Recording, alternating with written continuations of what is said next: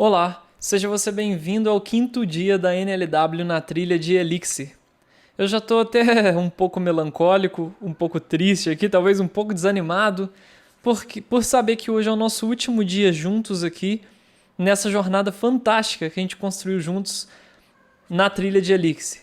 Tanta interação que a gente teve ali no canal do Discord, quanta interação e conhecimento a gente pôde compartilhar, quantas dúvidas foram esclarecidas, quantas vezes minha gata tentou miar igual agora. Ela tá miando e atrapalhando essa gravação, ó, tá até passando aqui, ela mesma já tá desanimada aqui, querendo meu colo.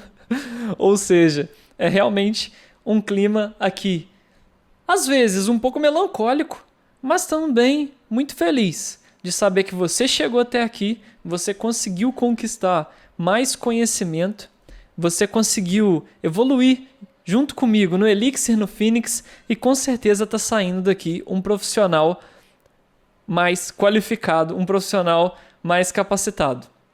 Hoje o foco da nossa aula vai ser fechar tudo que a gente viu. Primeiro, acrescentando autenticação à nossa API, que é um papel fundamental que a gente não fez, e também criando alguns testes. A gente criou um teste lá no inicinho, na primeira aula, mas depois não voltamos para criar novos testes. E é isso que a gente vai fazer agora para a gente relembrar alguns conceitos de teste, para que você fique mais engajado, mais entendido como criar testes na nossa aplicação também. Beleza? Lembrando que na aula anterior a gente finalizou a criação da transferência, a gente fez a operação, eu posso até abrir aqui. Então a gente finalizou a nossa rota de transferência no Accounts Controller, né? A gente fez a nossa rota Transaction, fez a View, criamos uma Struct para representar a resposta com o Transaction e a gente pôde dar uma refatorada no nosso projeto também com as Operations lá usando o Ectomult. Beleza? Só que por que eu não me despedi aqui como eu costumo fazer já entrando lá no VS Code e ainda estou aqui em vídeo? Porque eu tenho que conversar com você sobre aonde a gente já está e o que a gente já alcançou junto. Nessa etapa onde a gente está, pessoal, vocês podem ter percebido que o foco e a potência do método da Rocket City é muito grande. Primeiro, que grupo incrível que a gente formou ali no Discord, na nossa comunidade, para tirar dúvida, para interagir, para conversar, para brincar, para todo mundo se entender ali, essa comunidade. Eu amo muito a comunidade e espero que você continue lá, para a gente sempre ter esse ambiente saudável de trocar ideias. Também a gente viu quanto o foco é importante. Eu sei que o Elixir e o Phoenix pode ter sido muito difícil para alguns, mas se a gente focar, se a gente se empenhar, se a gente seguir com um objetivo só, a gente consegue avançar, a gente consegue progredir e aprender um pouquinho cada vez mais. E a gente viu também quanto praticar é importante. Eu fiz muitos conceitos aqui, te passei muita coisa, mas se você só copiar, talvez você não vai sair tão bem. É importante que você pratique, é importante que você tente ir além, tente fazer mais e assim a gente evolui junto. Mas uma coisa é verdade, a metodologia e o processo que a Rocket City tem, esse ambiente que a gente tem para te impulsionar na sua carreira, para te dar esse boost, né? Para te dar essa motivação, para te dar esse foco, é uma coisa muito legal e a gente tem que enaltecer aqui também.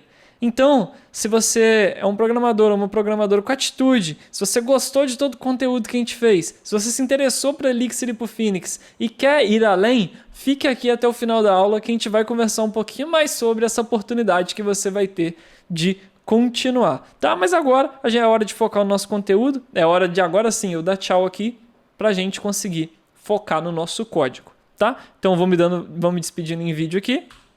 Beleza? Agora estou de volta aqui só com você e o código para a gente ter um momento mais íntimo, vou dizer assim, tá? Uma coisa, pessoal, eu vou vir até aqui para o meu controller, para o meu Accounts Controller, que uma coisa que todo mundo sempre pergunta, e o Elixir está sempre em voga por causa disso, a galera sempre pergunta, e tasks em Elixir? E paralelismo? E concorrência? A gente vai ver isso, eu quero ver isso, porque eles dizem que é aí que o Elixir brilha. Uma coisa que eu quero já conversar com você e entender, para você entender, é que basicamente, mesmo a nossa aplicação sendo apenas uma API, ela já tem capacidade para se destacar. E eu vou te falar por quê. Primeiro, porque cada request que um controller recebe em Elixir é um processo executado separadamente. Como que funciona? Um processo, pessoal, um processo do sistema operacional, normalmente é caro de ser criado. Então o Elixir, ou a máquina virtual, ela está rodando sobre um processo. Só que a BIM, a máquina virtual do Erlang, ela tem seus próprios processos, que são levinhos, ultra rápidos, consomem pouca memória e eles podem ser criados aos milhares. Então cada request que é feito aqui para a nossa aplicação é um novo processo desse que é criado. Então mesmo que um processo se quebre, dê exceção, que dê um erro, qualquer coisa desse tipo, primeiro, a gente não afeta nenhum dos outros processos. A execução dos outros processos continua funcionando, por isso que a gente não tem que ver aqui no nosso código, como por exemplo no Node, coisas como async await, porque a gente não precisa se preocupar tanto com execuções que bloqueiam a thread principal, que a gente costuma dizer. Por quê? Cada request vai ser um processo separado e só com isso a gente tem poder de escalar assim, de forma muito maior que muitos frameworks web, que muitas linguagens, pelo simples fato de a gente ter essa abstração de cada request ser um processo novo que é criado. Tudo bem? Mas se você quer se aprofundar um pouco mais sobre tasks, sobre processos em Elixir, como fazer as coisas em concorrente, de novo, fica aí até o final da aula que a gente conversa um pouquinho mais. Mas, para você não ficar totalmente só no relativo, né, só no abstrato, eu vou te mostrar aqui de forma bem boba, tá? Bem simples, como você poderia criar uma task, ou seja, um processo que executaria de forma concorrente. Tudo bem? Mas apenas a fins ilustrativos para você não ficar tão curioso aí sobre como é task, se é fácil, se é difícil, se não é. Tá? Então, a gente pode começar a ver isso. Se você já viu em alguma outra linguagem, task async await, a gente tem o mesmo conceito aqui no Elixir.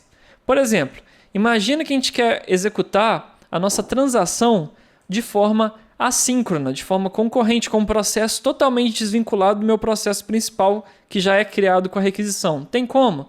Tem como. Tá? O que eu vou fazer? Vamos trazer esse código para baixo? Olha só o que eu vou fazer. Como que eu crio uma task? Eu uso o módulo task. Eu vou chamar o task.async, tá? E esse task.async nada mais espera do que uma função anônima que realiza algum trabalho. Então o que eu vou fazer? Eu vou chamar no meu task.async a minha função RocketPay transaction com os meus parâmetros, tá? Só isso aqui já vai... Opa, faltou um end aqui para fechar a função. Beleza? Só isso aqui já criaria uma task concorrente que executaria.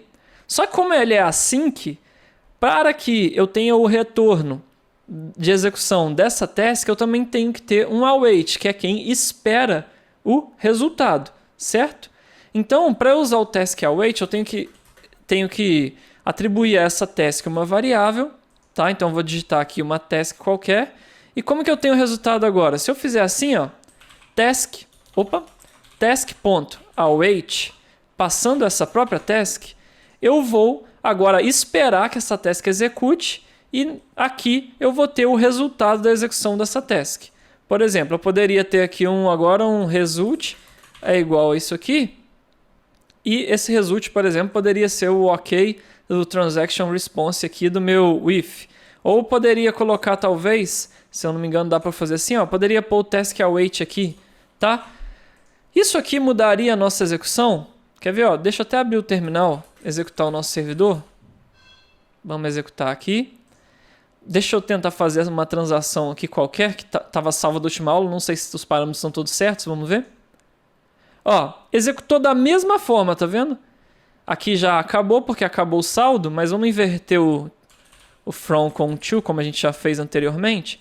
Olha, está funcionando perfeitamente da mesma forma utilizando uma task assíncrona. Você vê que não mudou nada. Mas qual que é a grande jogada aqui?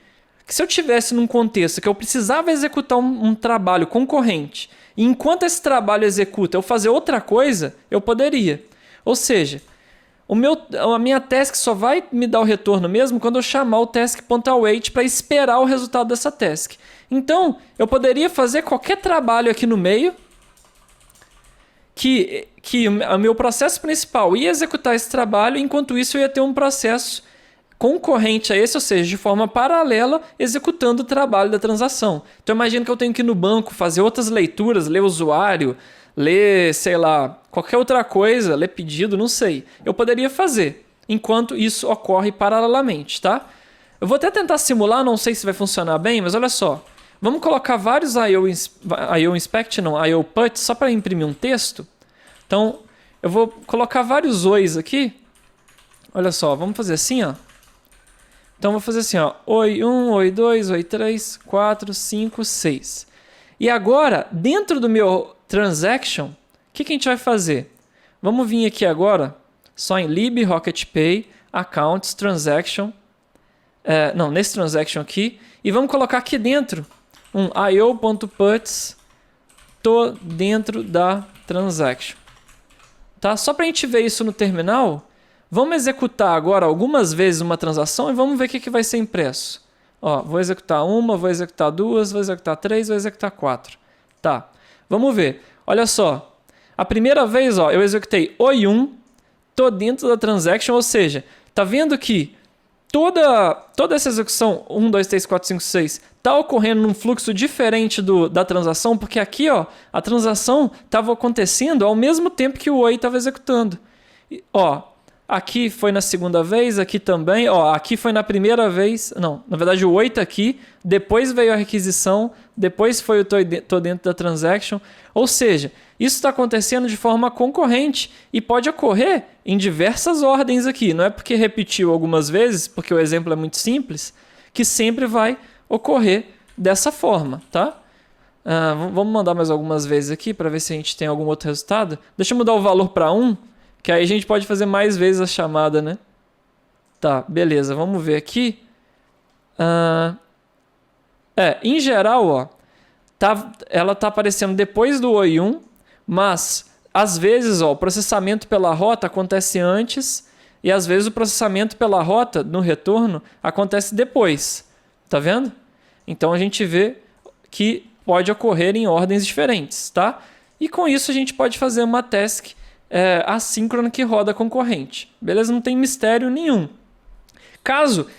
Outra caso que eu poderia fazer era, imagina que eu tenho um cenário que eu quero rodar uma task, eu nem me importo com o retorno, ou seja, imagina que a nossa transação não é síncrona e na verdade eu vou mandar um e-mail de sucesso ou um e-mail de erro. E o meu usuário, na verdade, quem está usando a minha API, não precisa dessa resposta de imediata. Eu simplesmente quero receber um e-mail com sucesso ou com erro. Ao invés do task async await, eu poderia simplesmente, nesse caso, usar um task.start.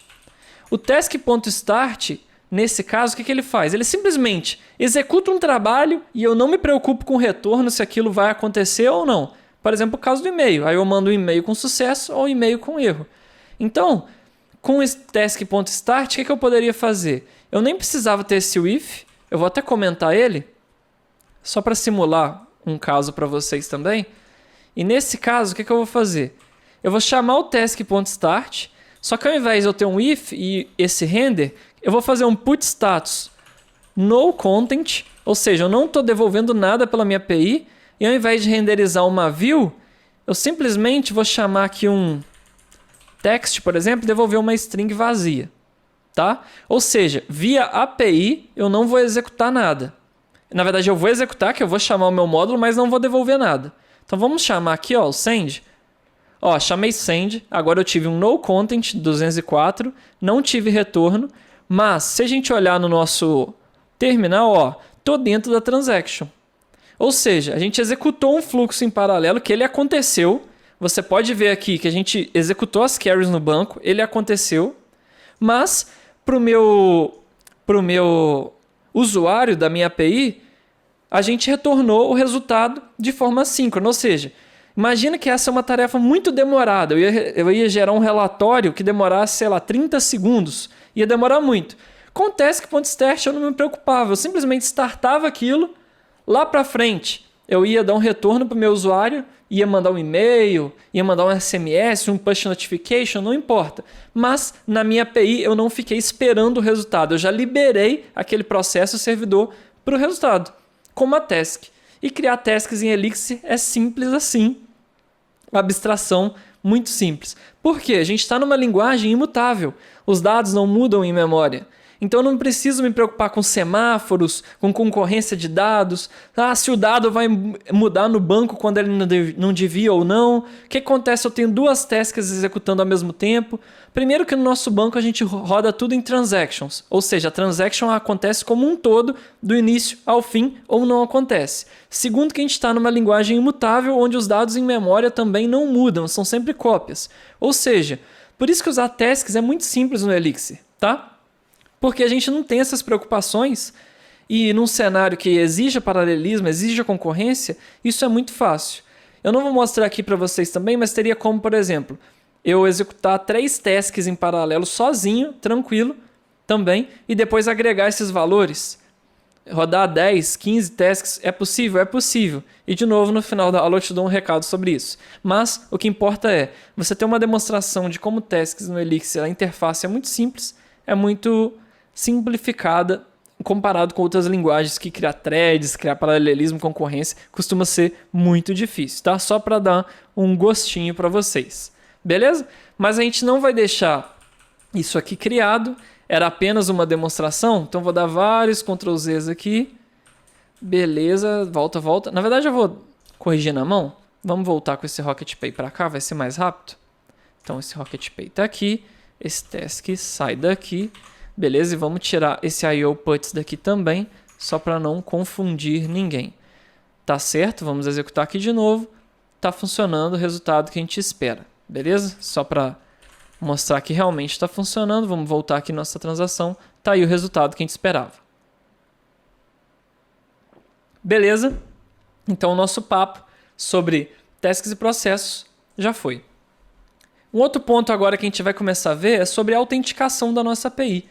Imagina que isso aqui é uma API financeira que você está utilizando de verdade e a gente está manejando saldo, a gente está fazendo depósito, saque, tudo sem autenticação nenhuma, sem nenhum valor de autenticação, né? Isso é muito perigoso. Imagina qualquer um podendo mudar saque, mudar valor de saldo, extrato por aí, que bagunça não seria o sistema bancário. Mas, já fazendo um warning aqui também, normalmente, pessoal, quando a gente faz uma autenticação para APIs, não só em Elixir ou qualquer API, uma boa prática é a gente utilizar tokens JWT de autenticação, que esses tokens tenham tempo de expiração, que esses tokens eles sejam autoassinados para a gente saber que eles são verdadeiros, tá? Que a gente tenha um secret para gerar esses tokens também. Mas, para eu explicar essa autenticação um pouco mais robusta, demandaria um pouquinho mais de tempo que a gente tem, porque a gente ainda precisa ver os nossos testes e esse é o nosso último dia. Então, eu só queria te explicar que a gente vai fazer uma autenticação mais simplificada, só para você começar a pegar também a malícia de como fazer a autenticação, mas você também vai ter a oportunidade de ver uma autenticação mais robusta. E de novo, eu te dou mais recados sobre isso no finalzinho da aula, tá? Mas vamos então com uma autenticação um pouco mais simplificada, o que não é inválida, que ela funciona também, mas eu já te falo também melhores contextos para utilizar ela, tá? Então qual que é o interesse? Todas essas rotas aqui do Accounts Controller, depósito, saque, transação, a gente vai querer autenticar agora. Qual autenticação a gente vai usar nesse momento para ela ser um pouco mais simples? A gente vai utilizar a Basic Auth, que nada mais é do que uma autenticação por usuário e senha, tá? Então você, junto comigo, vai fazer o seguinte, você vai abrir o arquivo config. Aqui no arquivo, a gente vai criar uma nova configuração aqui embaixo, chamada RocketPay, Basic Auth, tá? E aqui a gente vai passar um username para nossa autenticação, que vai ser, obviamente, banana, e uma senha, password, que vai ser, por exemplo, nanica123. Beleza? Opa! Isso aqui vai ser a nossa configuração da autenticação. Agora você vai abrir o arquivo de rotas, tá? Então, abra junto comigo o arquivo router.ex. Beleza? No arquivo router.ex, aqui embaixo desse use, você vai digitar import plug.basicauth. Beleza? plug.basicalf. E aqui embaixo do pipeline API, você vai criar um novo pipeline chamado auth do end. E aqui a gente vai fazer o seguinte, plug basic auth application.compileEnv, passando aqui Rocket Pay e basic auth. Por fim, e eu já te explico tudo isso que a gente está digitando, aqui embaixo agora do escopo API, aqui, você vai deletar, você vai, na verdade, cortar todos esses posts aqui. Na verdade, você pode copiar todo esse escopo aqui, duplicar aqui embaixo, deleta esse get, esse post, deixa só as rotas do account controller aqui. Beleza? E aqui é onde tem pipe through API, você vai transformar isso numa lista e além de API, você vai adicionar basic auth. Beleza. Isso é a configuração. Em tese, a nossa autenticação já está pronta. Mas eu gostaria de te explicar um pouco o que a gente digitou. Primeiro, no arquivo de configuração, a gente simplesmente criou uma configuração qualquer que a gente tem uma configuração para o Basic Auth que o usuário é banana e a senha é nanica123. Tá? No nosso arquivo de rotas, a gente criou um novo pipeline. O que é esse pipeline? Para você entender de uma vez por todas. O pipeline, quando eu crio um pipeline, o que eu falo? O que eu faço? Uma rota, tá vendo que uma rota tem esse pipe through aqui? E aqui eu tenho o pipe through API, ou through com TH, né? É difícil falar em inglês. Aqui eu tenho o pipe through API e aqui embaixo API Basic Auth. Quando eu faço isso, o que eu estou dizendo? Eu estou dizendo, olha Phoenix, todas as rotas que estão debaixo desse pipe through têm que obedecer as regras definidas por esse plug, tá? Então, todas as rotas aqui embaixo de Pipe Through API, todas elas têm que aceitar essa configuração através desse plug que aceita apenas JSON como forma de comunicação. E o que eu fiz? Eu criei um novo pipeline para autenticação, ou seja, todas as rotas nesse escopo, como tem o Pipe Through aqui, API e Basic Auth, todas as rotas nesse de baixo aqui vão ocorrer apenas através de JSON, porque eu tenho o Pipe Through API aqui, mas também tem que estar autenticadas, porque eu estou usando um plug aqui para configurar a minha autenticação. E por que é simples eu criar esse plug com autenticação? Porque o Phoenix já tem, por padrão, esse plug para o Basic Auth, que acrescenta a autenticação básica nas rotas. O que é esse Application Compile Env? Nada mais ele faz do que em tempo de compilação, ou seja, quando eu estou compilando meu código, por isso que é compile env, ele vai ler a configuração que eu passei para ele aqui. A gente não criou a configuração com Rocket Pay Basic Auth, por isso que aqui eu também passo com Rocket Pay Basic Auth, porque ele vai ler esses valores e em tempo de compilação ele vai criar a configuração do plug Basic Auth com aquelas credenciais.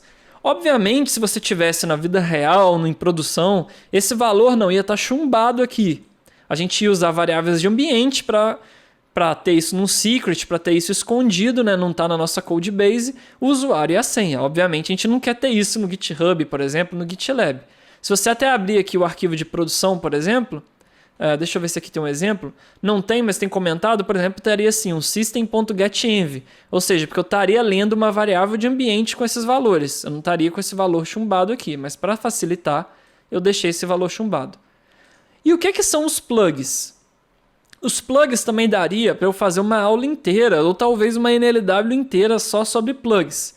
Mas de forma simplificada também, o plug ele nada mais é do que uma convenção de composição de módulos para manipular a nossa conexão. Tá? A gente não precisa preocupar com esse plug accepts e plug basic auth, que são plugs já criados pelo Phoenix, prontos para a gente utilizar. Mas tem como você criar os seus próprios plugs. Imagina que você quer criar um plug para em toda requisição, cada string que você lê, você acrescenta uma string banana no final. Tem como? Para cada parâmetro que eu receber via controller, automaticamente eu vou pôr um espaço banana no final. Tem como? Tem como. O plug nada mais faz do que te permite criar módulos que recebam a sua conexão e a modifiquem. Eu não te falei no controller que a gente sempre está recebendo a conexão e modificando a conexão, como se ela fosse que ela é uma struct. Eu pego esse dado, que a conexão também é um dado, e estou modificando esse dado. O plug nada mais faz do que isso também. Só que ele faz aqui já na rota, uma camada antes. Antes de cair a conexão aqui no meu controller, ela já passa pelo plug e já ocorrem transformações com a minha conexão. Ou verificações também, que no caso da nossa autenticação é uma verificação.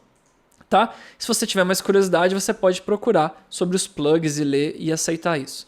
E, na verdade, procurar sobre isso, tá? Mas o mais importante é a gente saber que isso funciona.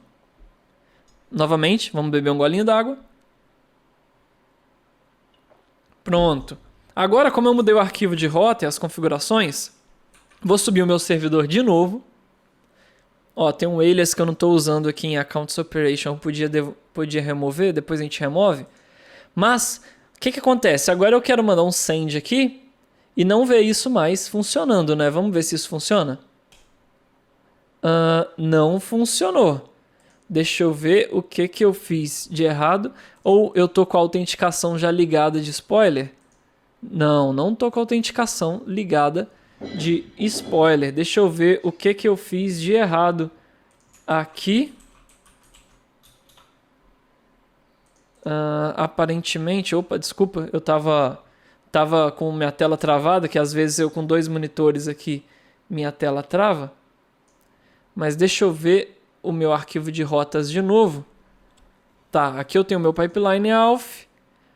Sim, olha qual é o problema. Eu dupliquei aqui o escopo, mas não deletei aqui de cima, tá? Então provavelmente o de cima que está valendo, o de baixo não tá. Vamos salvar aqui e executar de novo? Acho que era isso. Beleza, agora sim, vamos mandar um send, vamos ver se vai funcionar. Ó, agora sim. Espera aí, ó. Key username not found em uma lista vazia. Provavelmente a minha configuração, a gente criou ela errada.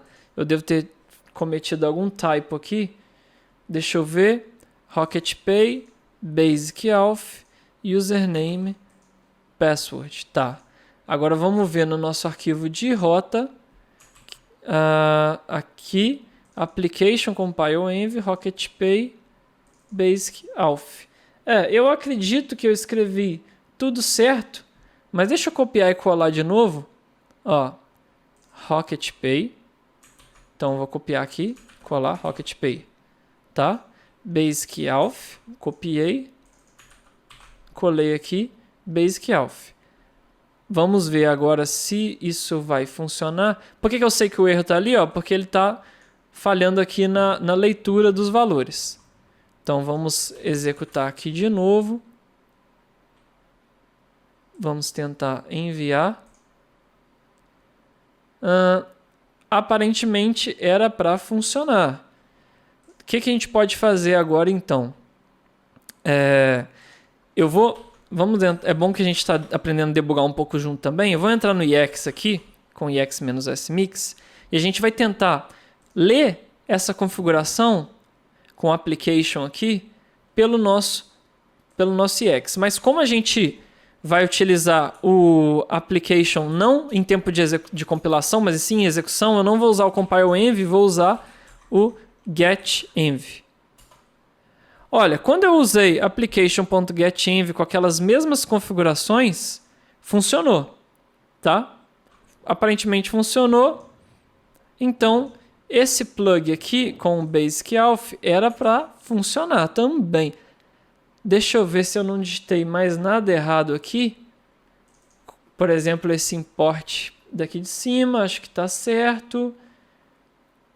Deixa eu ver o que mais pode ser. Aparentemente está certo. O que eu vou tentar fazer então? Vou tentar subir o servidor de novo. Vamos subir o servidor de novo.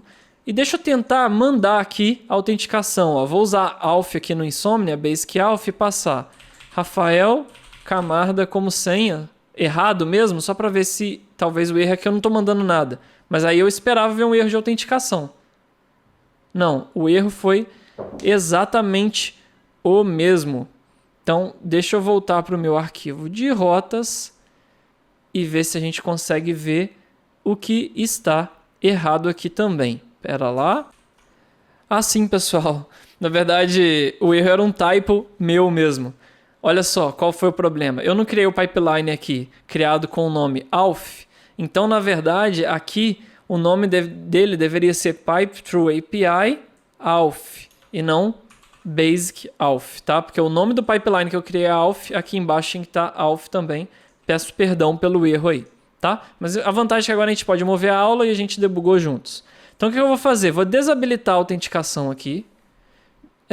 Vamos subir o servidor de novo, só para ter certeza. Beleza. E agora a gente quer ver um erro de autenticação. Olha, agora sim, finalmente. Eu não mandei nenhum tipo de autenticação e tenho um unauthorized aqui, ou seja, não autorizado. Beleza? Então é o erro que a gente esperava, tá? Agora vamos ligar aqui, mas com as credenciais erradas. Com Rafael e Camargo aqui no password. Vamos mandar de novo. Também o erro. Agora vamos passar usuário banana e senha nanica123 e vamos ver se vai funcionar. Tá aí, transação feita com autenticação. Beleza? Então, essa é uma forma de a gente acrescentar uma autenticação básica à nossa aplicação. Uma coisa que se você não estiver usando o Insomnia, estiver usando o Postman, por exemplo, ele tem como você colocar automaticamente também a autenticação, mas se você estiver usando o curl, o HTTPy, normalmente ele também tem essa opção, mas caso você queira mandar via header, separadinho mesmo, tem como? Tem como. Você pode mandar um header aqui, o header de authorization, tá?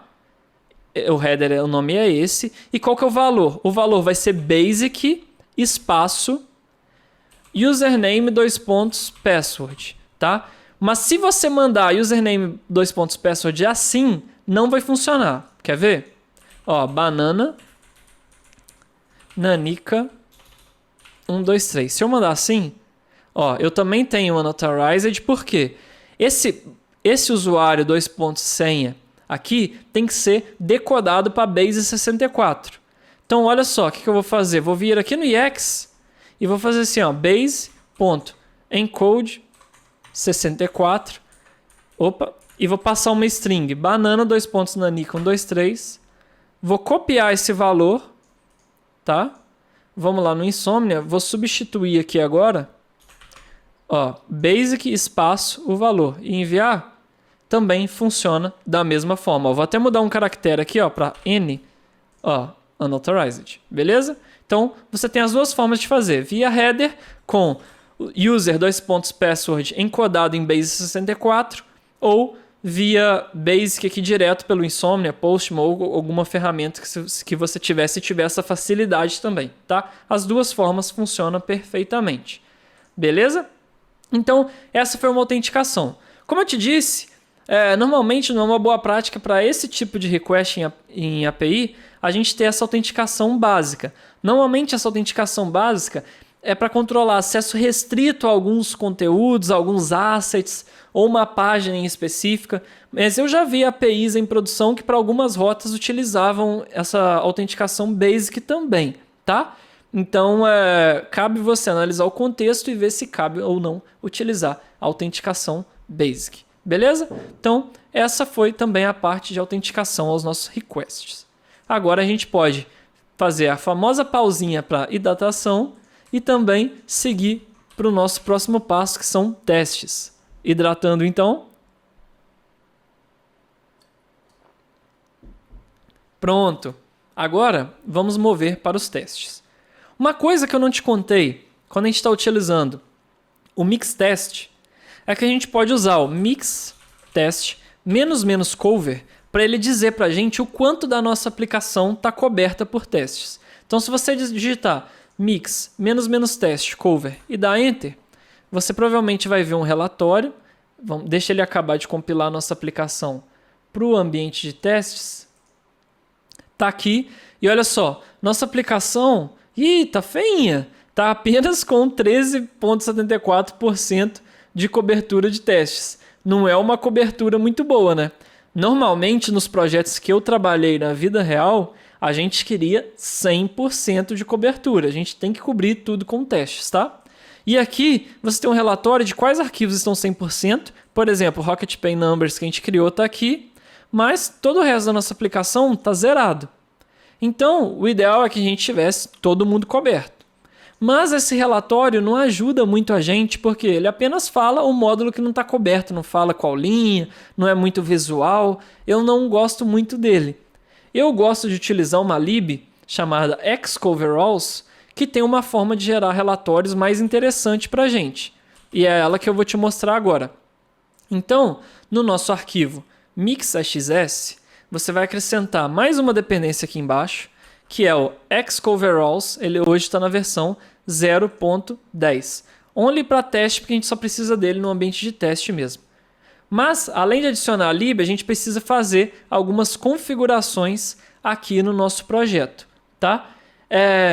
Eu vou só copiar aqui e colar, mas se você quiser copiar e colar de uma forma rápida também, se você não quiser ir digitando tudo, você pode ir na doc. Quer ver? Eu vou abrir a doc aqui do Elixir Xcoveralls. Deixa eu trazer aqui para a tela para vocês. Pronto. Essa lib Elixir Xcoveralls. E a gente tem que copiar essa parte que está aqui. Esse test coverage tools Xcoveralls e esse preferred CLI env aqui. Tá? Essa parte que a gente tem que copiar. Então, vou até copiar aqui, ó. Deixa eu resetar agora esse zoom para não ficar gigante. Vamos voltar para cá. Então, depois de deps, eu vou colocar uma vírgula e vamos acrescentar essas linhas aqui também. Feito isso, a gente já vai estar rodando o Xcoveralls. Quando a gente digitar mix test agora, menos cover, a gente vai ver que vai até mudar um pouco a forma do relatório. Quer ver? Deixa ele acabar de compilar, porque a gente adicionou uma nova dependência. Por isso que ele está compilando tudo de novo. Ó, primeiro que ele já mudou ele já mudou o report para falar quantas linhas relevantes o arquivo tem e quantas estão faltando. Mas não é essa parte que eu acho mais interessante. Com o Xcoveralls, você pode fazer assim, ó. Vou rodar o seguinte comando, mixcoveralls.html. E o que ele vai fazer? Ele vai gerar um relatório web, ó, na pastinha cover, para que a gente possa ver no nosso navegador o relatório de testes. Então agora, aqui, se a gente olhar no nossa pasta, aqui no nosso diretório, a gente tem um cover aqui. E o que eu vou fazer? Nesse arquivo aqui de baixo, xcoveralls.html, eu vou copiar o path, vou ir no meu navegador, vou colar aqui em cima o path para abrir o arquivo HTML. Ó. E agora a gente tem um relatório aqui dos nossos testes. Olha que interessante essa ferramenta. Por exemplo, ó, eu sei que o Rocket Pay Numbers, todas as linhas interessantes que ele julgou estão verdinhas e estão cobertas. Mas, por exemplo, o nosso lib Rocket Pay Users Create, ó, linhas que ele considera relevantes estão vermelhinhas, não estão cobertas. Ou seja, é interessante a gente esverdear essa tela toda aqui. Tá? Se a gente fosse testar toda a aplicação, a gente ia acabar demorando um pouquinho para a gente fazer isso. Só que agora, o que eu vou fazer? Eu vou criar com vocês alguns testes para que vocês agora possam criar essa maturidade de como testar, de como criar os nossos testes melhor, tá? Para que seja mais fácil você se aventurar aí pelos testes e poder fazer um teste de cada tipo. Por exemplo, teste que lida com changeset, teste de controller, teste de view, para a partir de então você conseguir fazer todos os tipos de teste e conseguir progredir na nossa aplicação. Beleza? Então o que a gente vai fazer? Como exemplo, como eu vi lá aqui no nosso report, o nosso users create está todo vermelhinho, vamos fazer o teste do users create também. Tá? Então o arquivo que a gente vai testar vai ser o lib rocketpay users create. A gente vai testar esse cara aqui que vai criar, né, um usuário e uma conta no nosso banco. Beleza? Então o que eu vou fazer? A gente vai lá agora em Rocket Pay. Na verdade, vamos minimizar tudo aqui, colapsar na verdade, para não confundir a gente. Agora nós vamos em test Rocket Pay. Vou criar aqui uma nova pasta chamada users, lembrando, sempre seguindo o mesmo contexto que está lá no lib, a gente segue no teste. Então, users create test.exs, tá? E agora a gente copia aqui o módulo, pode colar aqui para aproveitar o esqueleto, deleta tudo, Mas lembre de colocar o teste no final do nome do módulo aqui. É importante, senão vai dar erro na hora de você executar o seu teste, tá? Agora, o que eu vou te mostrar? Primeira diferença é que eu não vou usar mais nesse teste um useXUnit.case, tá? A gente vai utilizar, na verdade, agora um RocketPay.DataCase. E eu já te explico porque eu não estou usando o Unit Case e o RocketPay Data Case. Já te explico, tá? Mas o mais interessante é, a gente vai testar a nossa função call, né, com aridade 1. Então, describe call /1 do end. E agora o que eu vou fazer? Vou criar um teste. Quando os parâmetros são válidos, eu retorno um usuário. E quando os parâmetros são inválidos, eu retorno um erro, tá? Então vamos criar o primeiro teste. When all parameters are valid, returns an user do end. Para criar um usuário, a gente precisa criar parâmetros, né? Então a gente precisa ter os seguintes parâmetros. Seguintes parâmetros. Um nome, Rafael. Um password, 123456. Um nickname, vou pôr aqui Camarda. Camarda, isso. Um e-mail, rafael@banana.com. E, de novo. E uma idade, 27. Beleza? Então tá aqui os parâmetros. O que eu vou fazer agora? Quando a gente chama o create, no final a gente não espera que ele devolva um OK e um user. O que eu vou fazer aqui então? Eu já vou fazer via pattern matching para eu ler esse usuário e o ID desse usuário. E vocês vão entender por quê. Então eu vou fazer assim, user e ID, user ID é igual create.call. Para eu chamar o create call aqui, a gente tem que fazer um alias, né? Então eu vou fazer um alias desse módulo aqui, RocketPay users create, tá? E como eu vou usar o user aqui, a struct, vamos fazer um alias dele também. Então alias rocketpay.user. Por que eu estou chamando create call e estou interessado no ID? Porque como que eu sei que esse cara existe mesmo no banco? Que ele foi salvo no nosso banco de teste? Eu vou mandar criar, vou pegar esse usuário, o ID desse usuário, vou ler ele do banco e vou ver se ele está lá, se ele existe, beleza? Para ter certeza que ele foi criado lá no banco. Então agora eu vou fazer assim, user é igual repo.get user ID. Com o repo.get, lembrando que eu leio do banco um tipo de dado que eu especifico como primeiro argumento e o segundo argumento o ID desse tipo de dado, no caso aqui o user, tá? E por fim vou fazer o assert user name Rafael, para eu garantir que foi criado o user com o nome que eu estou definindo aqui mesmo, por exemplo, com a idade que eu estou definindo e com o ID que eu estou definindo aqui, que eu recebi aqui também. Então vou colocar assim, ID, chapeuzinho ou acento circunflexo, user ID é igual. Não, na verdade igual só, user. Pera lá, tem algumas coisas diferentes aqui. Primeiro, por que eu estou usando o chapeuzinho aqui? Esse chapeuzinho aqui, pessoal, nada mais é do que chamado o pin operator. O que é o pin operator? Aqui eu não estou usando pattern matching. Se eu estou usando pattern matching, se eu deixo aqui sem o chapeuzinho, se eu colocasse banana aqui, esse teste ia executar. Ia passar. Por quê? Quer ver? Vamos ver na prática? Mais fácil, né? Vou executar o teste.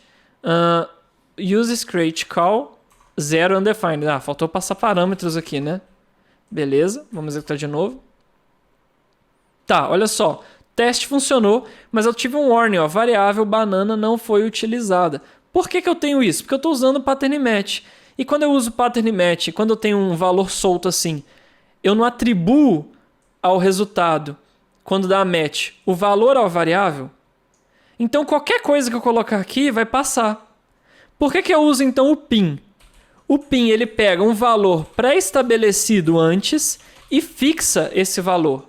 Ou seja, se esse user ID aqui valer 555, aqui sempre vai valer 555, não vai mudar nunca. O pin fixa o valor. Ele chama pin operator, que é como se eu estivesse colocando mesmo uma tarraxinha, né? Estou fixando aquele valor ali no monitor e esse valor não muda, tá? Mesmo com o pattern match. Mas, Rafa, por que então você usa o pattern match com igual e não usa igual? Por que você está usando o PIN no user ID? Pelo simples fato que o ID é gerado automaticamente. Ele não é um UUID que meu banco gera automático. Então não tem como no meu teste eu usar o valor absoluto. Porque a cada vez que eu executasse esse teste, esse valor ia ser um valor diferente. Porque ele é aleatório, ele muda. Ou seja, não tem como eu saber antes. Por isso que eu faço a criação, leio o ID, depois eu fixo o valor do ID lá embaixo. Usando o pattern matching e não usando o igual, tá? Sim, por esse simples fato. Beleza? Então, rodando o teste de novo, está executando. Vamos ver agora o teste da falha.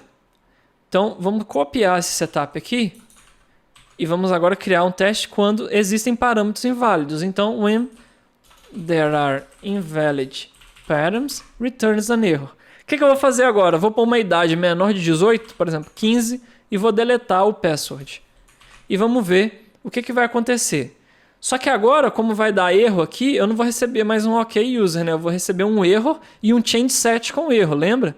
Então, na verdade, aqui eu vou ter um error e um change set, tá? Agora eu posso até deletar esse repo-get, porque eu não vou guardar ninguém lá. E olha só o que eu vou fazer agora. Eu vou fazer só assim por enquanto, ó. Eu vou fazer um assert banana é igual a change set. Só pra gente lembrar o que tem lá no change set. Vamos executar o teste e ver se o teste falhar. Undefined function change set. Eu digitei errado aqui. Change set. Isso. Vamos executar de novo. Olha, eu esperava banana e recebi um change set com os erros lá dentro. E agora eu vou te contar por que eu usei o RocketPay Data Case e não o XUnit Case. Esse arquivo existe aqui, tá, pessoal? É lá em teste suporte, esse RocketPay Data Case. Se você olhar aqui dentro, ele tem umas macros, e não se preocupa com o código que está aqui dentro, mas aqui dentro ele vai utilizar o XUnit da mesma forma, tá? Ele vai ter a configuração para utilizar o XUnit, algumas configurações para utilizar o banco também. Só que a gente está interessado nessa função que tem dentro do Datacase, que é o errors on. Olha o que acontece quando eu chamar, ao invés do change set, chamar assim, ó, errors on change set.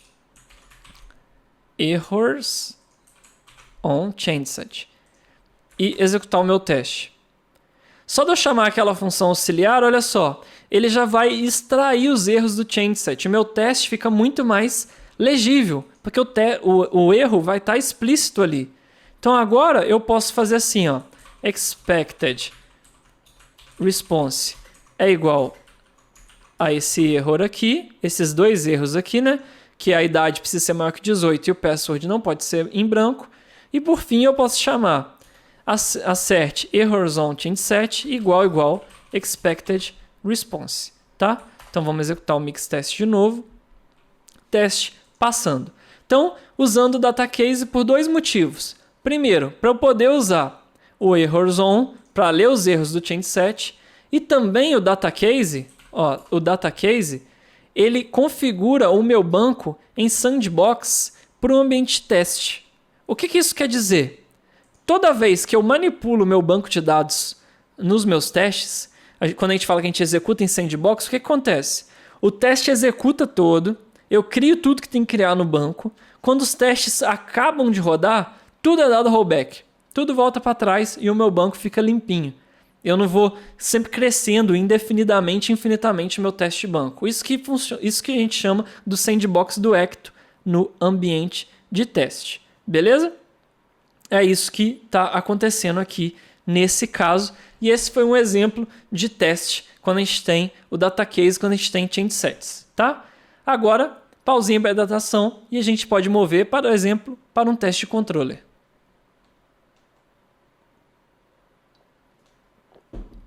Beleza. Agora a gente vai criar um teste de controller e vamos criar um teste do Accounts Controller para a gente ver a nossa autenticação também no teste. Então eu vou tentar testar o depósito aqui para a gente ver o depósito funcionando. tá? Então vamos testar o nosso Accounts Controller. Então aqui agora no nosso arquivo, vamos fechar aqui, no nosso teste.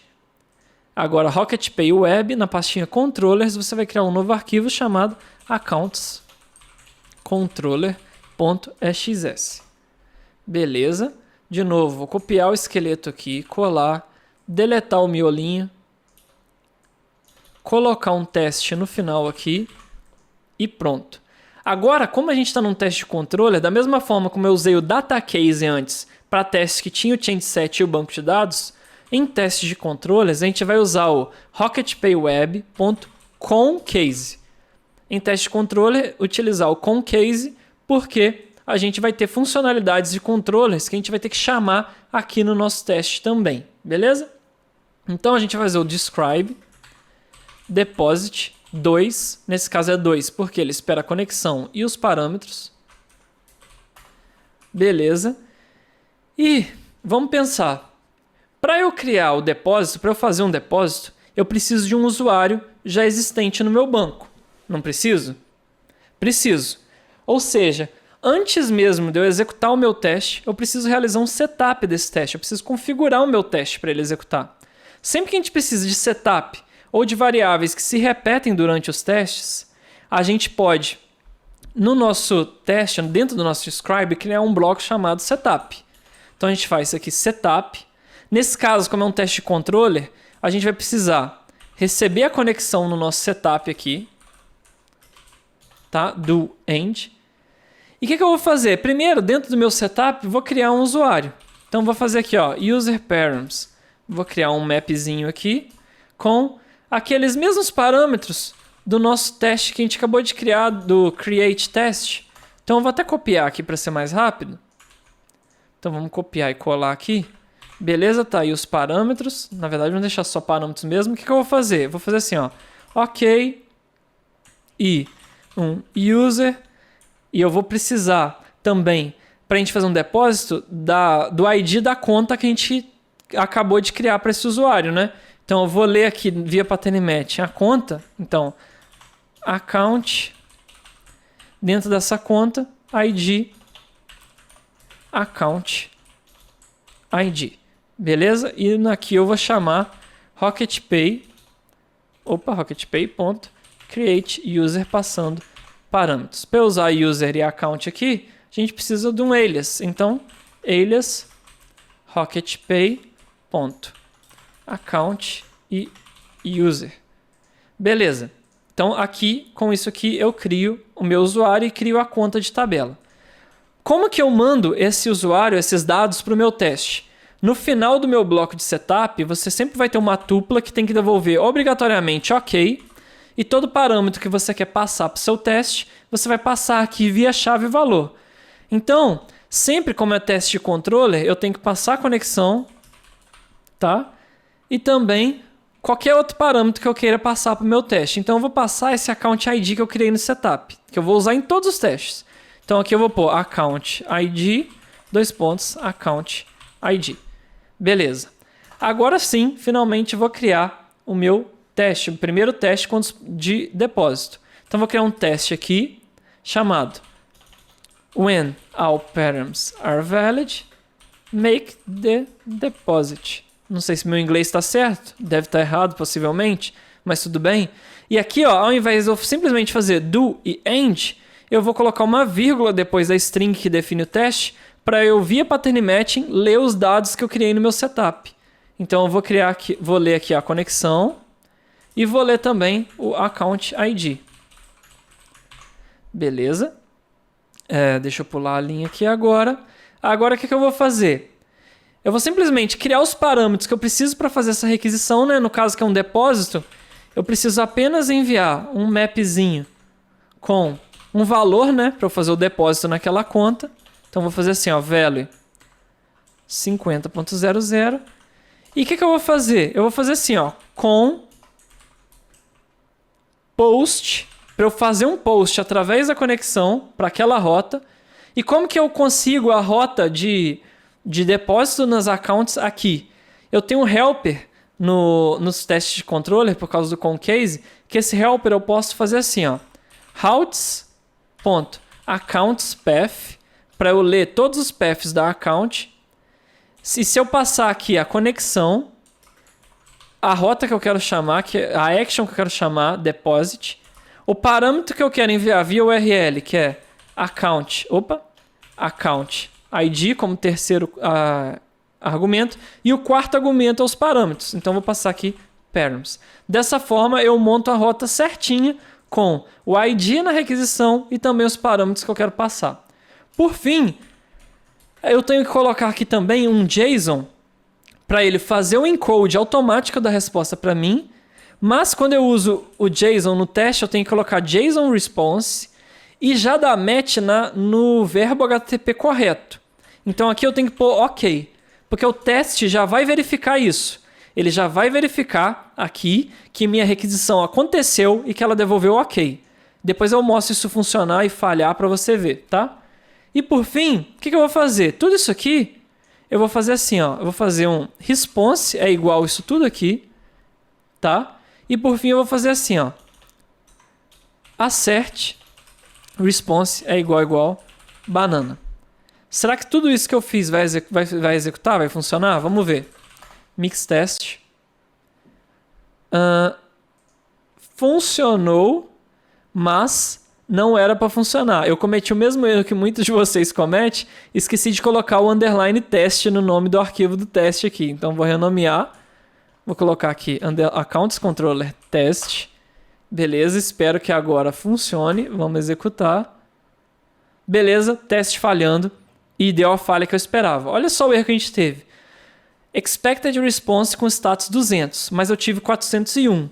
Lá naquela linha JSON response, tá vendo? Ou seja, o meu teste falhou e falhou aqui. Não deu match. Eu esperava um JSON response ok, mas eu tive o 401. Por quê?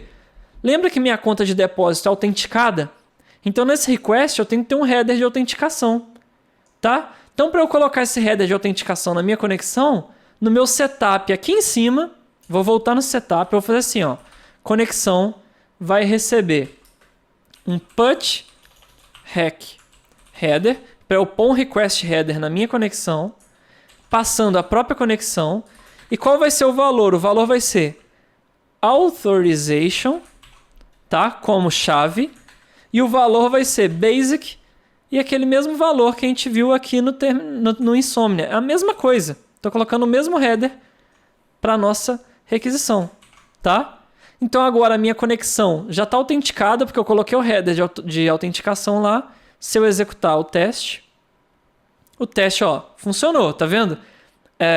Eu esperava a banana e tive uma resposta, ó. Eu tive a resposta lá da view, que é a account com o saldo, com o ID, com a mensagem que eu esperava. Então eu vou até copiar aqui.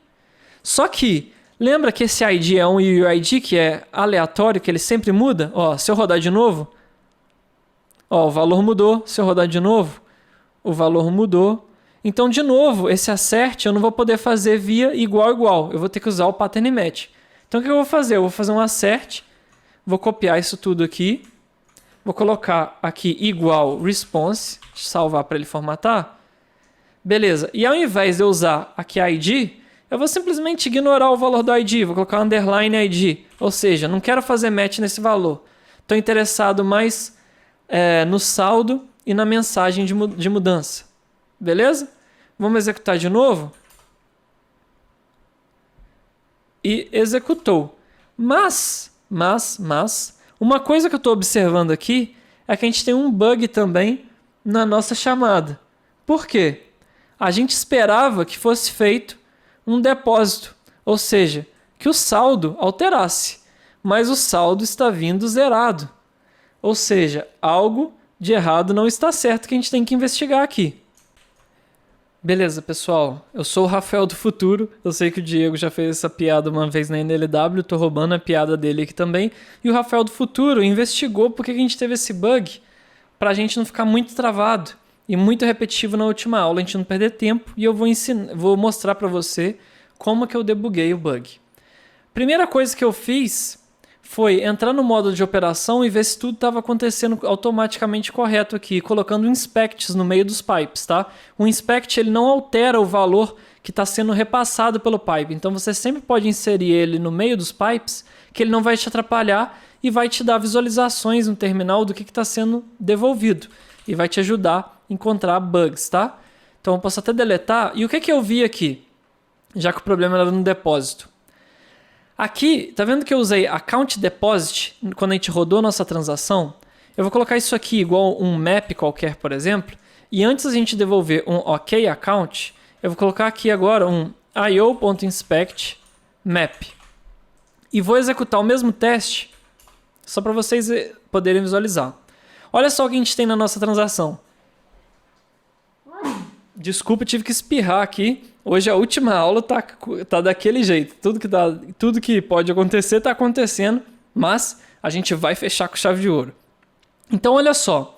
No depósito, lá quando a gente roda a nossa transação, eu tenho account deposit, que foi a conta inicial que eu estou fazendo depósito, só que a operação mesmo que eu fiz de depósito está aqui embaixo, ela chama deposit, com o saldo atualizado, olha só, 50, tá vendo? A conta antes, a conta depois. Então, na verdade, aqui a gente não deveria usar no pattern matching da transação account deposit, e sim deposit, tá? Esse foi o bug, e tá vendo a importância dos testes? Através do teste, a gente encontrou um bug no nosso sistema. Foi muito legal que isso aconteceu, que está validando aqui os bugs acontecendo ao vivo para a gente, né? Então, nada melhor do que legitimar esse problema para a gente. Deixa eu ver se está assim também no saque. No saque também tá, então a gente tem que deletar. Por que na transação a gente não teve esse erro? Porque a gente faz o build da resposta a gente mesmo lá no nosso outro módulo, né? Deixa eu olhar aqui para você relembrar. Na transaction, olha só. Aqui, ó, olha que engraçado. Aqui eu uso deposit e withdraw. Ó. Aqui eu estava usando certo. Mas no saque e no depósito, depois que a gente refatorou, eu não mudei. Faltou refatorar e por isso estava errado. Tá? Se eu rodar o teste agora, provavelmente a gente vai ver o teste falhar. Vamos ver. Ó, finalmente, ó, o teste tá com R$0 e eu esperava 50. Ufa, tá aí meu teste da forma correta. Então deixa eu fechar tudo aqui. Fechando. Mudando aqui para 50. E agora sim está o valor correto. A operação estava sendo feita, eu só estava lendo ela de forma errada. Isso aqui está tendo aqui porque eu esqueci um IO Inspect em algum lugar da minha aplicação. Vamos ver. Eu digitei Ctrl Shift F para buscar, digitei IO Inspect aqui. Eu tinha deixado um Inspect lá no render quando eu estava debugando para falar para vocês. Beleza? Então, esse foi um exemplo de algum teste do controle. Como eu te prometi, ó, vamos usar o JSON Response agora como, por exemplo, bad request. Você vai ver que o teste vai falhar, porque aqui, isso aqui já está fazendo match no nosso teste, já está fazendo um assert. E isso tem que funcionar. Olha só, eu tive um erro ali, porque eu mudei por status que a gente não recebe. Beleza? Então, esse foi o teste de sucesso do meu controller. Agora, a gente pode mudar o nosso exemplo também para a gente ter um teste de erro, né? Eu posso fazer agora um teste de erro quando tem parâmetros inválidos. Então, vamos copiar aqui, colar.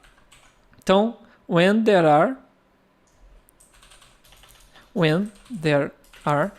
invalid params, e aqui estava certo, when all params are valid, isso.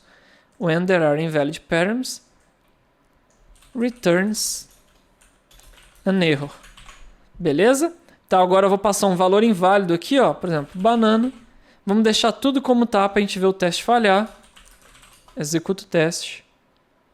Ó, eu esperava 200, tive 400. Esse foi o primeiro erro. Então vou mudar aqui para 400. Bad request. Ou se você quiser, eu não te contei isso ainda, mas você pode pôr um número literal também. Mas eu acho o atom do status mais legível para a gente. Então, vamos executar de novo. Ó, agora sim eu estou usando o certo, mas eu esperava receber essa mensagem com o saldo alterado, tudo mais, e recebi uma mensagem invalid deposit value. Então, vou copiar. Vamos mudar aqui agora para um expected response igual a isso aqui e assert response igual expected response, tá? Então eu sempre uso esse expected response quando eu posso usar o igual aqui para ver o valor, e quando eu tenho que fazer assert eu nem uso ele porque eu preciso ter o valor que eu quero fazer pattern match do lado esquerdo da asserção, tá? Por isso que normalmente eu uso o expected response só no caso de igual. Beleza? Teste funcionando também. Você poderia até criar outros testes no controller aqui, por exemplo, quando não tem a conta com ID, então ao invés de usar esse ID que você está recebendo aqui lá do nosso setup, passar um ID que que é um UID, mas é um UID que não é esse, para ver isso falhar.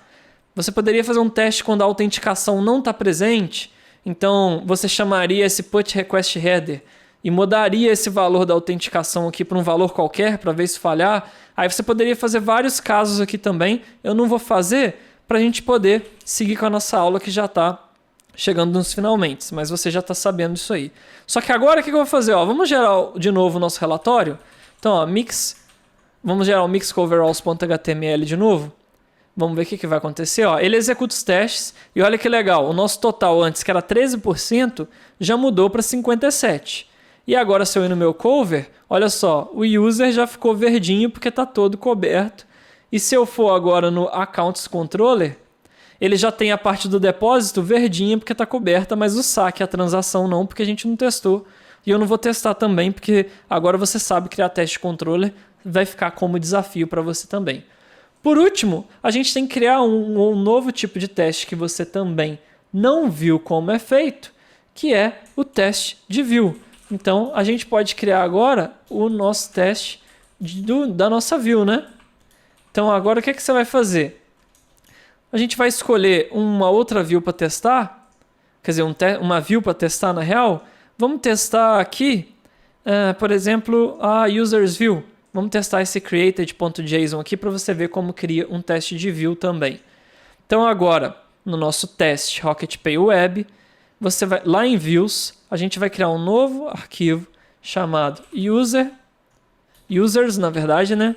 View test.xs. De novo, copia o miolo, cola aqui. Na verdade, copia o esqueleto, deleta o miolo, né? Vamos deletar aqui. Esses dois alias vou deixar porque eu vou utilizar.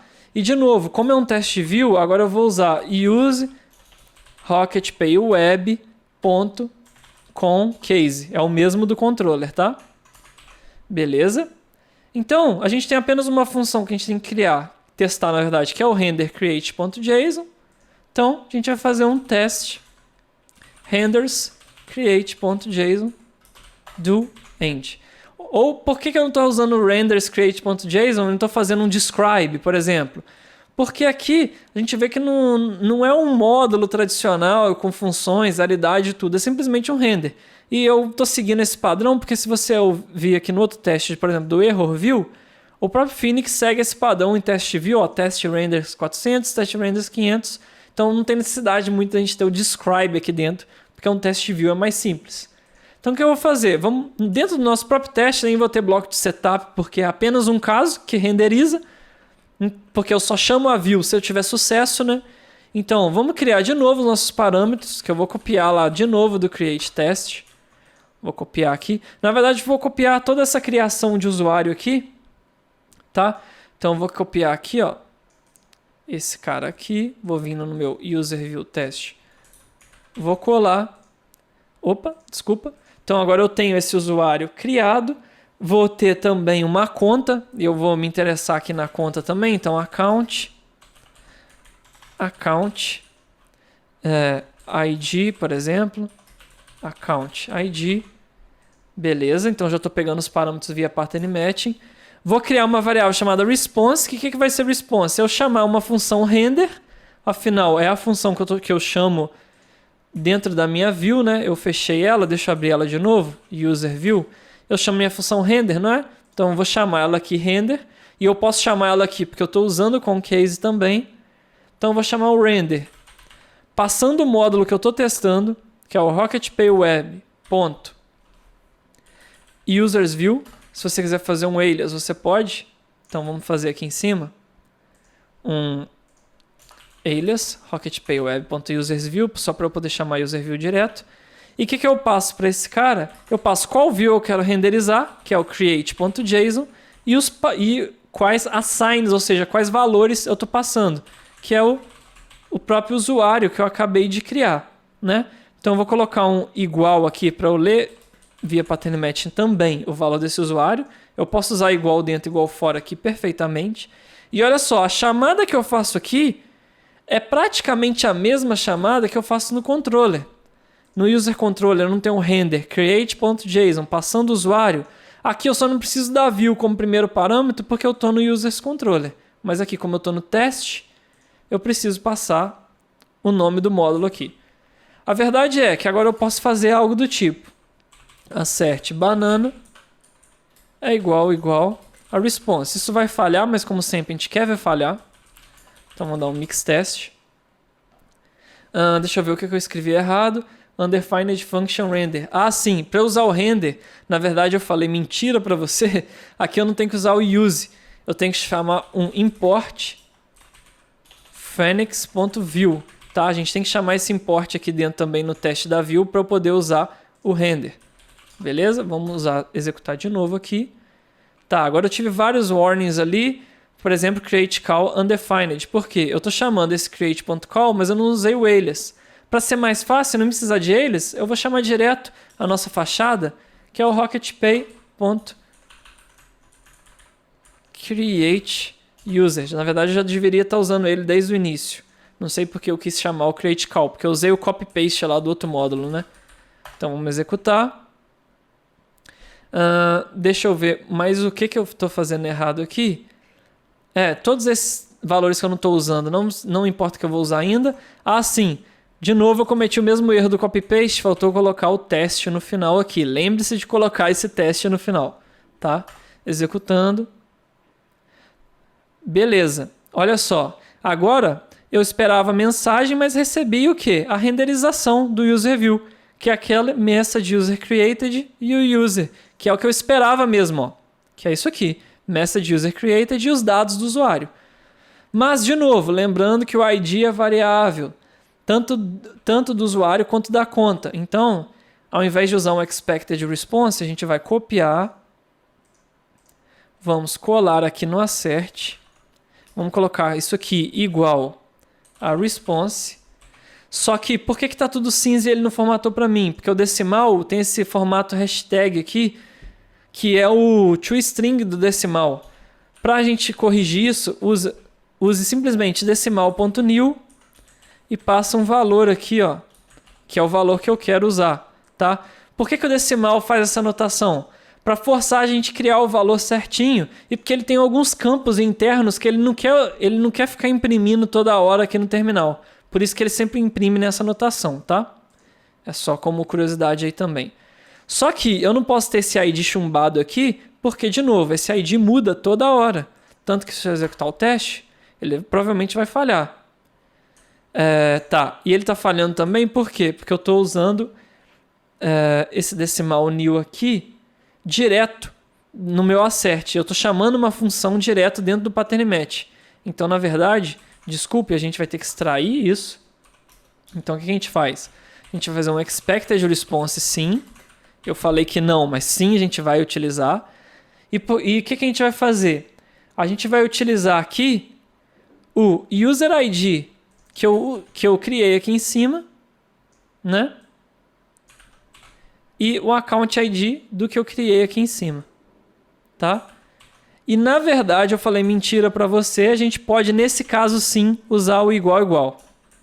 A gente pode sim utilizar o igual. Ó, passou. E por que eu posso usar o igual? Porque eu crio o meu usuário antes. Eu não estou criando na minha chamada. Como eu crio antes, eu sempre tenho de antemão qual foi o ID que foi criado e qual foi o ID da conta e qual foi o ID do usuário que foi criado para eu substituir aqui embaixo, tá? Eu sei que eu te confundi um pouquinho aí, mas é simplesmente por isso. Como eu crio antes, eu tenho de antemão antes o valor do ID e da conta. Se eu tenho esse valor antes, eu posso substituir aqui. Aqui sim, como é uma view, eu não estou usando o chain set, não estou usando a struct que o banco me retorna diretamente. Esse valor sempre vai ser esse mesmo porque eu tenho eles aqui em cima antes. E aí sim eu posso usar o igual. o meu teste passa. Beleza? Então esse foi um teste de view e com isso você consegue também criar os testes todos de view que você queira criar também. Lembrando que para usar o render e para usar o render a gente usa o Phoenix View e também no caso de view vamos usar o conCase aqui, simplesmente porque uma chamada pode ser que ela aconteça também. Beleza? Ok. O mais importante desse nosso teste e dos nossos testes é isso. Você aprendeu como criar um teste de view, você aprendeu como criar um teste de controller, você aprendeu como criar um teste de lógica lá no início com o numbers test, um teste unitário comum, e você aprendeu também com o nosso create test criar um teste quando a gente tem change sets envolvidos usando, por exemplo, o errors on. Desculpa, tive que respirar aqui que eu quase espirrei no seu ouvido.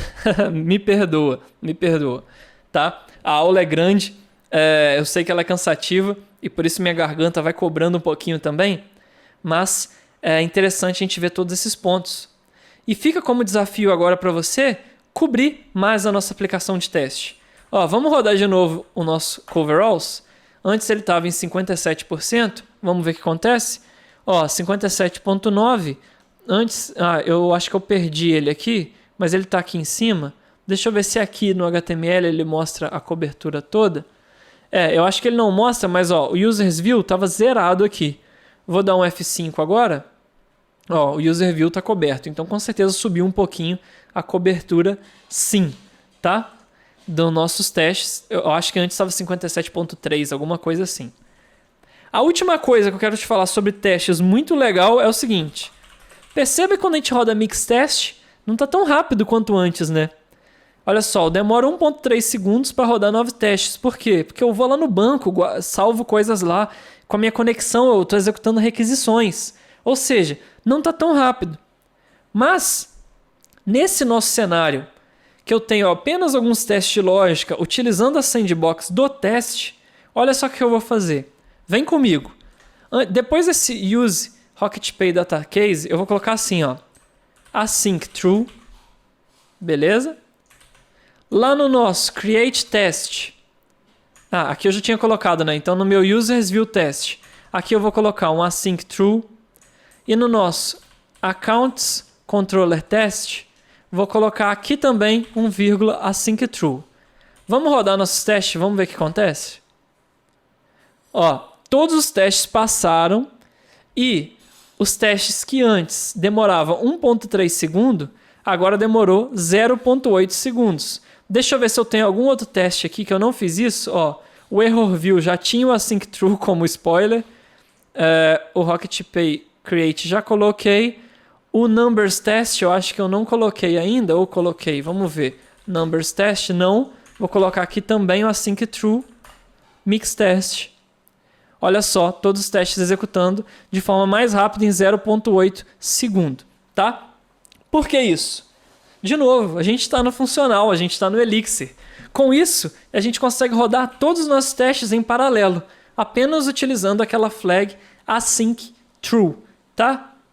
Ou seja, por default, o XUnit não vem configurado para rodar o teste com async true, mas se a gente colocar vírgula async true, a gente pode executar tudo em paralelo perfeitamente. Mas existem alguns casos, quando a gente está lidando com um banco de dados ou com algum acesso concorrente a um serviço externo, um Redis da vida, ou alguma coisa que você não garanta que não vai haver concorrência, ou seja, imagine que eu tenho um cenário que eu use IDs sequenciais para o meu usuário, 1, 2, 3, 4, 5, e eu espero que o usuário sempre tenha um ID 3, mas tem vários testes criando usuário. Pode ser que em um momento aquele usuário vai ter o ID 3, mas outro teste criando antes, aquele usuário vai ter um ID 4. Tá? Pode ser que você encare alguns cenários onde o async true comece a deixar seus testes intermitentes, ou seja, comece a ter falha. Tá? Mas em geral, testes de lógica, testes unitários, testes que a gente não lide com sequência ou coisa do tipo, a gente pode rodar tudo em paralelo e deixar nossa suite bem rápida e isso vai funcionar, tá? Então, se você quiser, pode usar sem medo o async true. Se você começar a notar alguma inconsistência de que, Olha, e perceba que inconsistência, quando eu digo, é testes que antes passavam não passam às vezes. Esses cenários a gente muda para sync false. Mas isso não quer dizer que se você tem um teste vermelhinho aí, porque você escreveu alguma coisa errada, ou esqueceu de um alias, ou fez alguma bobeira, que isso vai passar. Que isso não é verdade, tá? Isso não é verdade. Beleza? Então vamos voltar para o nosso roteiro. A gente viu a libxcoveralls, a gente fez um teste de lógica, a gente fez um teste de controller. Vou até voltar aqui. Pronto, estou aqui.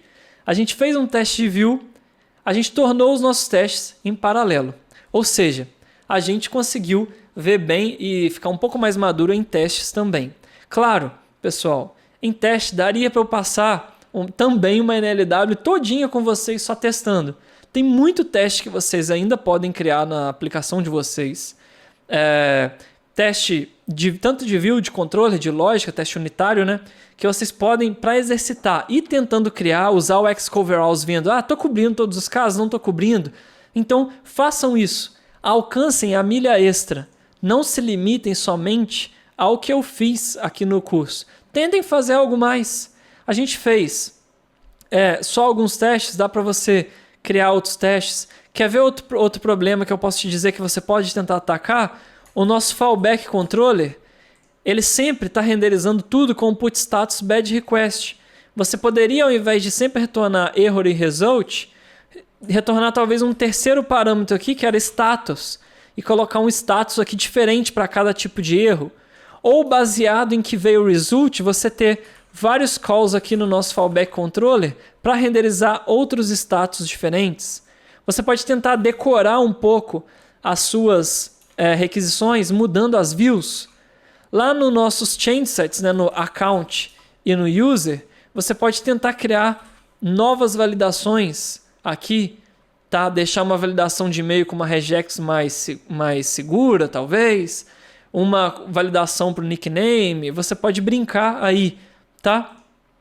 Você pode tentar criar uma nova estrutura no banco, não sei, para representar, além de usuário e conta, você pode criar uma outra estrutura, por exemplo, banco, que é dona de usuário e conta, não sei. O céu é o limite, a sua criatividade é o limite. Não se limite ao que se viu na aula, mas vá além. Porque assim você vai levar o seu conhecimento ao próximo nível e o projeto também. E eu quero ver você ao próximo nível, tá? Então, recapitulando, a gente viu na aula, basicamente, uma conversa breve sobre o que são tasks e processos, e aquela explicação de todas as requests no Phoenix ser tratada como um processo isolado, tá? A gente viu também como adicionar Basic Auth nos nossos requests e, por fim, uma explicação um pouquinho rápida, talvez confusa em alguns pontos, sobre testes e como a gente pode criar um teste de cada tipo para você agora deixar a sua aplicação toda verdinha, toda cheia de teste. Galera, a gente tem que comemorar. A gente chegou no fim da quinta aula com um conhecimento imenso sobre Elixir, sobre Phoenix, sobre testes, sobre banco de dados, sobre validações, sobre requests, sobre autenticação, sobre tasks e processos. Ou seja, você chegou no próximo nível. Você evoluiu muito e você está de parabéns. Eu, pessoalmente, quero te dar os parabéns, quero te congratular por ter chegado até aqui. Olha que palavra formal, né? Eu tô todo formal aqui, congratular. Mas a verdade é, essa NLW foi fantástica. Eu sei que Elixir e Phoenix pode ter sido uma barreira para você, mas eu tenho certeza que a partir de hoje você não faz suas aplicações da mesma forma e que você é uma programadora ou um programador muito mais maduro. Então comemore e eu te agradeço de coração por ter acreditado no meu trabalho e ter vindo até o quinto dia junto comigo e acreditado na Rocket também. Então vamos comemorar, vamos participar da nossa comunidade, vamos dar feedbacks, vamos nos ajudar lá, vamos conversar, porque assim nós vamos crescer todos juntos e evoluir todos juntos também. Lembrando que caso você queira revisitar alguma outra aula, queira rever essa aula, o conteúdo só fica disponível até domingo às 23h59. Então fique atento sobre a disponibilidade do conteúdo. Por fim, qual é o código do nosso último desafio? Eu sempre uso o EX para dizer o código do último desafio, então vou usar o EX também. O último código é #MissionComplete. Por quê? A gente chegou no novo nível, a missão está completa. Mas, lembrando, o aprendizado é sempre contínuo, sempre vai ter um próximo nível, tá? Mas você pode perguntar, a gente já fez as 5 aulas. A gente terminou a NLW. Qual é o próximo nível? Se você está afim de chegar ao próximo nível, fique atente aos e-mails e à comunidade dentro do Discord, que a gente vai ter muita novidade. Mas eu, por minha conta, se a Rocket quiser brigar comigo, pode brigar, mas vou soltar um spoiler aqui para vocês agora. A gente vai ter no Ignite uma trilha de Elixir e Phoenix, obviamente. E lá a gente vai ter muito tempo, muita calma, muita paciência para ver tudo que a gente viu aqui na NLW. Além disso, a gente vai ver na verdade, não tão muito, mas muito mais sobre tasks. A gente vai processar arquivos em paralelo usando tasks simultâneas. A gente vai ver essa autenticação mais robusta que eu disse com tokens JWT. Vamos entrar mais a fundo no Phoenix, no Ecto, no Elixir, Pattern Match, imutabilidade, Pipe Operator, nas estruturas de dados, seja lista, seja um map, no módulo enum, ou seja, tudo que a gente viu aqui, a gente vai ver no próximo nível, com mais tempo, com mais calma. A gente vai aprender como fazer deploy nas nossas aplicações também, usando o GitHub e o GitHub Actions. A gente vai aprender como fazer schedule de tasks no Elixir também, utilizando uma parte avançada do Elixir, que é o Elixir OTP, tá? Usando Jane Servers. A gente vai ver isso no Ignite também.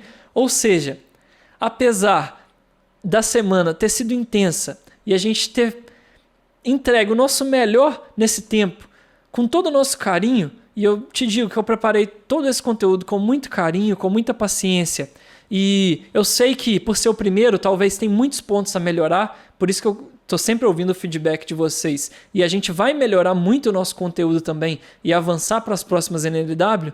Eu quero te dizer que você vai poder ir para o próximo nível com o nível de qualidade, com o nível de didática, com o nível de suporte, de comunidade, de foco, de ajuda que a Rocket tem para te oferecer. Então fique atento no vídeo que a gente vai liberar, onde o Diego vai dar todos os detalhes sobre o Ignite. Você não pode perder.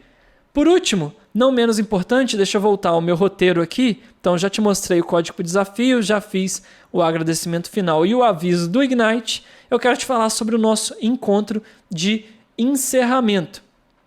Nesse domingo, a gente vai ter, no domingo da NLW, né, nesse domingo, dia, se eu não me engano, 28, dia 28, às 8 horas da noite, a gente vai ter uma live de encerramento no canal da Rocket, para a gente bater um papo, tirar dúvidas, conversar sobre toda essa jornada incrível que a gente teve na nossa trilha de Elixir aqui na NLW.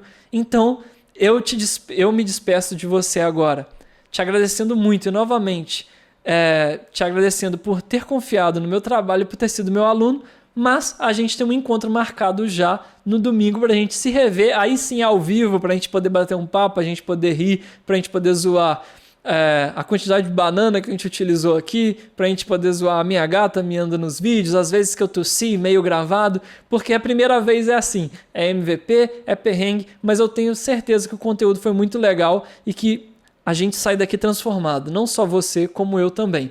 Então, te vejo domingo. Essa foi a trilha de Elixir na NLW 4. Um abraço e tchau, tchau.